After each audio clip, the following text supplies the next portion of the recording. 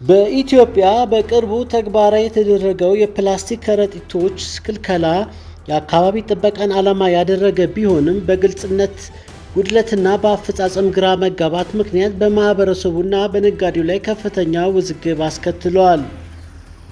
የውዝግቡ መንስኤ የግልጽነት እጥረት፣ የአካባቢ ጥበቃ ባለስልጣን ክልከላውን ሲያውጅ የትኞቹ ፕላስቲክ አይነቶች እንደሚከለከሉና የትኞቹ እንደሚፈቀዱ ዝርዝር መመሪያ ዳይሬክቲቭ አስቀድሞ ለህዝቡ ባለማሳወቁ ትልቅ ክፍተት ተፈጥሯል።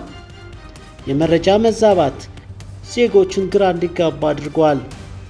የጊዜ ገደብ አለመኖር፣ ነጋዴዎች በእጃቸው ያለውን ምርት የሚጨርሱበት ወይም ወደ ሌላ አማራጭ የሚሸጋገሩበት በቂ ጊዜ አልተሰጣቸውም የሚል ቅሬታ በስፋት ይደመጣል። የነን ውቭን ጨርቅ መሰል ቦርሳዎች ጉዳይ በዚህ ሂደት ውስጥ ትልቁ መነጋገሪያ የሆነው ነን ውቭን የሚባሉና ከረጅም ጊዜ ጀምሮ እንደ ፕላስቲክ አማራጭ ሲያገለግሉ የነበሩ ከረጢቶች መታገዳቸው ነው። ለምን ታገዱ? ምንም እንኳን እንደ ጨርቅ ቢታዩም እነዚህ ከረጢቶች የሚሰሩት ፒፒ ከተባለ ፕላስቲክ አይነት ነው። እነዚህ ከረጢቶች በቀላሉ ተበጣጥሰው ወደ ማይክሮፕላስቲክ በመቀየር በአፈርና ለጤና አስቸጋሪ እንደሚሆኑ ባለስልጣን ይሞግታል።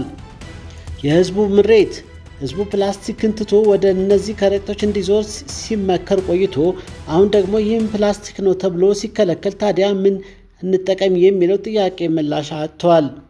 የማህበረሰቡና በገበያው ላይ የታዩ ተጽዕኖዎች፣ ክልከላው ግልጽ መመሪያ ሳይኖረው መጀመሩ የሚከተሉትን ችግሮች አስከትሏል።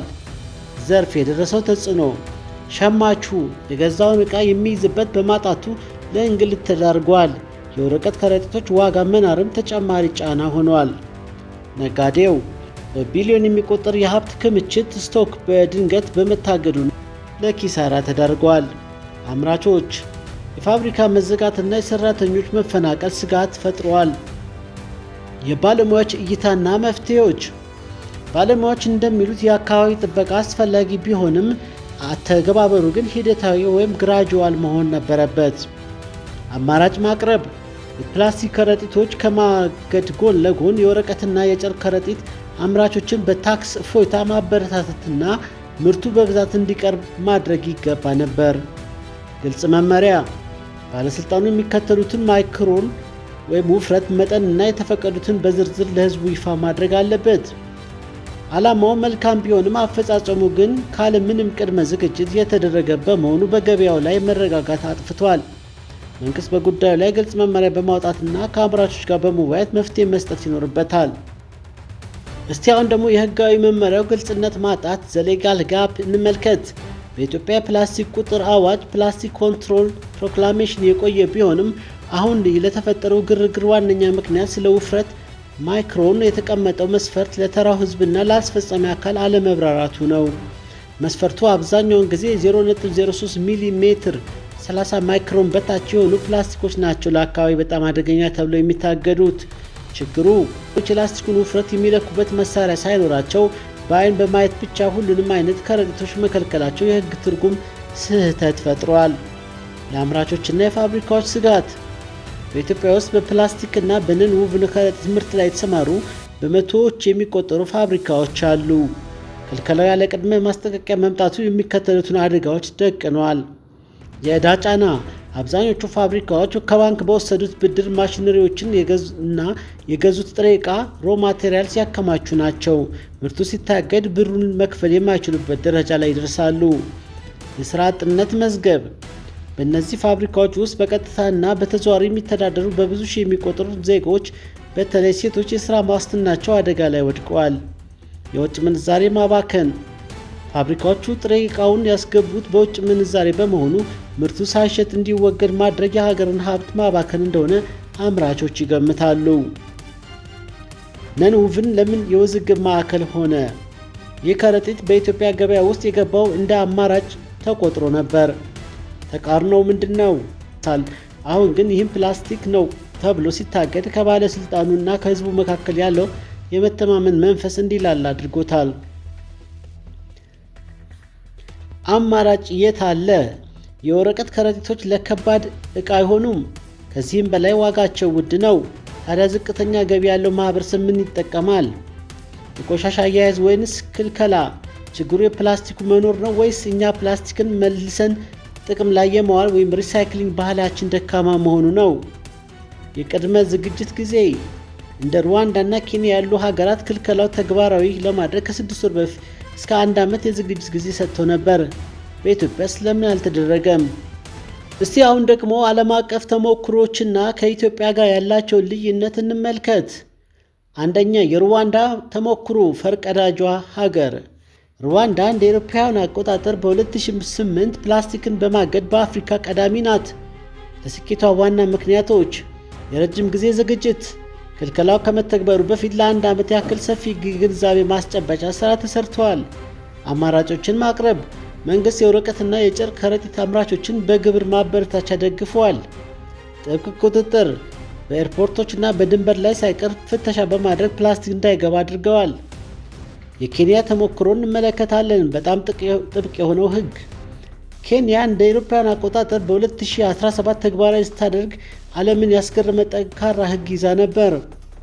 ሕጋዊ ቅጣት፣ ፕላስቲክ የያዘ ወይም የሸጠ ሰው እስከ $38,000 ቅጣት ወይም እስራት ይጣልበት ነበር። ውጤቱ በመጀመሪያዎቹ ወራት ትልቅ ግራ መጋባት ቢፈጠርም መንግሥት ግን ለአምራቾች ወደ ሌላ ዘርፍ እንዲሰማሩ የገንዘብና የቴክኒክ ድጋፍ በማድረጉ ዛሬ ላይ ኬንያ ከፕላስቲክ የጸዳች ሀገር ሆናለች። የታንዛኒያ ተሞክሮ እንመልከት። ታንዛኒያ ክልከላው ስታደርግ ለቱሪስቶችና ለአምራቾች የሚከተለውን ልዩነት አድርጋ ነበር። የሽግግር ጊዜ ግሬስ ፔሪድ፣ ነጋዴዎች በእጃቸው ያሉ ምርት ጨርሰው እንዲያጠፉ የ3 ወር ጊዜ ሰጥታ ነበር። ልዩ ፈቃድ፣ ለሕክምና ዕቃዎች እና ለኢንዱስትሪ ማሸጊያዎች ልዩ ፈቃድ በመስጠት ኢኮኖሚው እንዳይጎዳ አድርጋለች። ከእነዚህ ሀገራት ኢትዮጵያ ምን መማር ትችላለች? ኢትዮጵያ ውስጥ የተፈጠረው ውዝግብ የሚከተሉትን ነጥቦች ባለመከተሉ የመጣ ነው። አንደኛ፣ የግልጽ መረጃ ፐብሊክ አዌርነስ። ሌሎች ሀገራት ሕጉ ከመተግበሩ በፊት ምን እንደሚከለከልና ምን እንደሚፈቀድ ለወራት አስተምረዋል። ኢትዮጵያ ውስጥ ግን ድንገተኛ መሆኑ ድንጋጤ ፈጥሯል። ሁለተኛ፣ የአምራቾች ሽግግር ትራንዚሽናል ፕላን። በኬንያ እና በሩዋንዳ የፕላስቲክ ፋብሪካዎች ወደ ወረቀትና ጨርቅ ከረጢት ማምረት እንዲቀየሩ የመንግሥት ድጋፍ ተሰጥቷቸዋል። እኛ ጋር ግን ፋብሪካዎቹ በቀጥታ ወደ ኪሳራ እንዲገቡ ሆነዋል። የአማራጭ አቅርቦት አፎርደብል ኦልተርኔቲቭስ። ክልከላው ከመጀመሩ በፊት ምን እንተካ የሚለው ጥያቄ በቂ ምላሽ ማግኘት ነበረበት። በኢትዮጵያ ግን የወረቀት ከረጢቶች ዋጋ በጣም ውድ መሆኑ ሸማቾቹን አስቆጥቷል። የአካባቢ ጥበቃ ስራውን ዘላቂ እንዲሆን የሚከተሉትን ነጥቦች ሊታሰቡባቸው ይገባል። ግልጽ መመሪያ ይውጣ። የሚፈቀዱና የሚከለከሉ የፕላስቲክ አይነቶች በዝርዝር ተለይተው ለሕዝቡ ይፋ መደረግ አለባቸው። የሽግግር ጊዜ ይሰጥ። አምራቾችና ነጋዴዎች በእጃቸው ያለውን ክምችት የሚጨርሱበትና ወደ ሌላ አማራጭ የሚዞሩበት ጊዜ ሊሰጣቸው ይገባል። ሶስተኛ፣ የአማራጭ ማበረታታት። የወረቀትና የጨርቅ ከረጢቶች አምራቾች በዝቅተኛ ዋጋ ምርታቸውን እንዲያቀርቡ የመንግሥት ድጋፍ ያስፈልጋቸዋል። ማሳሰቢያ፣ ይህ ሪፖርት ወቅታዊ የፕላስቲክ ክልከላውን ውዝግብ ለመዳሰስ የተዘጋጀ መነሻ ሰነድ ነው። እስቲ ደግሞ በዘርፉ ያሉ የአምራቾችና ማህበራት እና የኢኮኖሚ ባለሙያዎች የሚያነሷቸውን አሃዛዊ መረጃዎች እና የፋይናንስ ስጋቶች እንመለከታለን። አሃዛዊ መረጃዎች፣ የፋብሪካዎች ስጋትና የገበያ ተጽዕኖ። አንደኛ፣ የኢንዱስትሪው ስፋትና የአምራቾች ተሳትፎ። በኢትዮጵያ ውስጥ በፕላስቲክና በፓኬጂንግ ዘርፍ ላይ የተሰማሩ ፋብሪካዎች በሀገሪቱ ኢንዱስትሪ ዘርፍ ውስጥ ትልቅ ድርሻ አላቸው። የፋብሪካዎች ብዛት። በሀገሪቱ ውስጥ ከ450 በላይ የሚሆኑ ትናንሽና ግዙፍ የፕላስቲክ አምራች ፋብሪካዎች እንደሚገኙ ይገመታል። ከነዚህ ውስጥ ከ100 በላይ የሚሆኑት በቀጥታ በነን ውቭን ጨርቅ መሰልና በቀጫጭን የፕላስቲክ ከረጢቶች ምርት ላይ የተሰማሩ ናቸው። የሥራ ዕድል። ዘርፉ በቀጥታ ከ50,000 በላይ ለሚሆኑ ዜጎች የሥራ ዕድል የፈጠረ ሲሆን በተዘዋዋሪ በስርጭትና በችርቻሮ ደግሞ በመቶ ሺዎች የሚቆጠሩ ዜጎች መተዳደሪያ ነው። የኢንቨስትመንት መጠን። በአምራቾች ማህበር መረጃ መሰረት በዘርፉ ላይ የፈሰሰው የካፒታል መጠን ከ20 ቢሊዮን ብር በላይ እንደሆነ ይገመታል። የፋይናንስ እና የባንክ ስጋቶች። ክልከላው ያለምንም ቅድመ ዝግጅት መምጣቱ በፋይናንስ ዘርፍ ላይ የሚከተሉትን ጫናዎች ፈጥሯል። የባንክ ዕዳ። አብዛኞቹ አምራቾች ማሽነሪዎችን የገዙት ጥሬ ዕቃ ያስገቡት በባንክ ብድር ነው። ድንገት ክልከላ ፋብሪካዎች ብድራቸውን መክፈል እንዳይችሉ ነን ፐርፎርሚንግ ሎንስ ስለሚዳርጋቸው በባንኮች ላይ ከፍተኛ ጫና ይፈጥራል። የጥሬ ዕቃ ክምችት በአሁኑ ወቅት በፋብሪካዎች መጋዘን ውስጥ ተከማችቶ የሚገኝ በውጭ ምንዛሪ የገባ በቢሊዮን የሚቆጠር ብር የሚያወጣ ፖሊፕሮፒሊን ጥሬ ዕቃ አለ። ይህ ቁሳቁስ ጥቅም ላይ ሳይውል ቢቀር የሀገር ሀብት ብክነት ተደርጎ ይወሰዳል። የነን ውቭን ቦርሳዎች ዋጋ ንረት ማርኬት ኢንፍሌሽን እንመለከታለን። ክልከላው በገበያ ላይ የፈጠረው የዋጋ ለውጥ በቁጥር እንመለከታለን። የከረጢት አይነት ከክልከላ ዋጋ በፊት፣ ከክልከላ በኋላ ዋጋ፣ የዋጋ ጭማሪ። መካከለኛ ነን ውቭን ከክልከላው በፊት ከ5 እስከ 10 ብር የነበረው ከክልከላ በኋላ ከ25 እስከ 40 ብር ሆኖ 300% ጨምሯል። የወረቀት ከረጢት ትንሹ ከ3 እስከ 5 ብር የነበረ ሲሆን ከክልከላ በኋላ ከ15 እስከ 20 ብር ሆኗል። ይህም ከ300% እና እንደ አካባቢ ጨምሯል ማለት ይቻላል። የጨርቅ ቦርሳ ዘላቂ የጨርቅ ቦርሳ ከ40 እስከ 60 ብር የነበረው ከ100 እስከ 150 ብር ዋጋው ከፍ ብሎ በ150% አካባቢ ጨምሯል። የሕግና የአሰራር ተቃርኖዎችን እንመለከታለን። ማይክሮን ልኬት ማይክሮን ኢሹ በዓለም አቀፍ ደረጃ የሚከለከሉት ከ30 እስከ 60 ማይክሮን በታች የሆኑ ቀጫጭን ላስቲኮች ናቸው። በኢትዮጵያ ግን ውፍረታቸው ከዚህ በላይ የሆኑና ደጋግመው ጥቅም ላይ ሊውሉ የሚችሉ ቦርሳዎች ጭምር እየተወረሱ መሆኑ የሕግ ትርጉም ክፍተት መኖሩን ያሳያል። የአካባቢ ጥበቃ ባለስልጣን ምላሽ።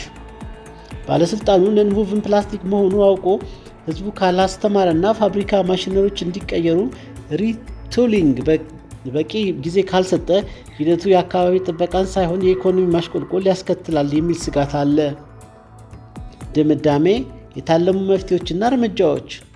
የ6 ወር ሽግግር ጊዜ ፋብሪካዎች ጥሬ ዕቃቸውን እንዲጨርሱ እና ነጋዴዎች የተረከቡትን ምርት እንዲሸጡ የጊዜ ገደብ መስጠት። ሁለተኛ፣ የማሽን ሽግግር ድጋፍ ቴክኖሎጂ ሽፍት።